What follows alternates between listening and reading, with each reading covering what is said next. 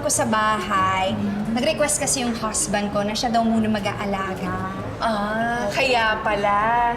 Eh, hindi kasi ako sanay na hindi kayo magkasama, kaya natanong ko. Oo, pero hayaan mo na, at least diba, pwede sila mag-bonding mag-daddy. Tama! Wait, ikaw diba may bago kang baby? Ay, nako, yes! Oh, kamusta?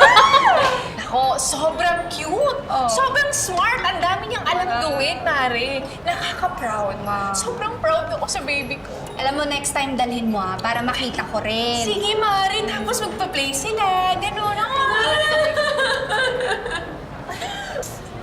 Mga Mare!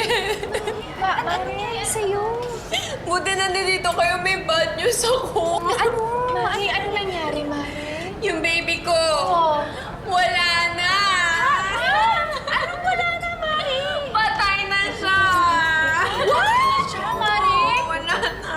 Kasi nga asawa ko hindi yata napansin na tumawid dun sa kalsada eh. Hindi ayun, nasagasaan. Patay na! Ano, Mari? Naku, Mare, I'm sorry. Isipin mo na lang, Mare, na nagpapahinga na siya sa heaven.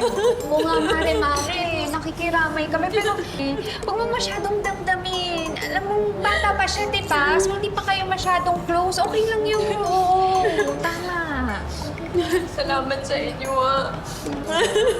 Pero, paano yan ngayon, Mari? Ano nang plano mo? May plano ka na ba? Ayun na nga, sabi ng mister ko, papalitan niya na lang daw. Bibilan niya na lang daw kami ng bagong baby. Ay, hello. Excuse me. Yes. Sorry hindi ko napigilan na overhear ko yung usapan ninyo. Sa lahat, I'm very sorry. Nakiramay ako. And isa pa, parang grabe naman kasi ata, no? Yung sinabi nyo na dahil bagong baby pa lang siya, parang okay lang yung nangyari sa kanya. Kasi hindi okay eh. Actually, hindi naman talaga okay. Kasi syempre, baby niya yun eh, di ba? Oo. Pero, kailangan kasi para makamove on. Correct. Kailangan. Ganon kadali? Ganon kadali mag-move on? Hindi ganon kadali mag-move on pag anak mo yung namatay. Ha? Hindi ganon yun. Eh, kaya nga, bibili na nga lang daw kami ng baso. Ano yung laruan? Ha?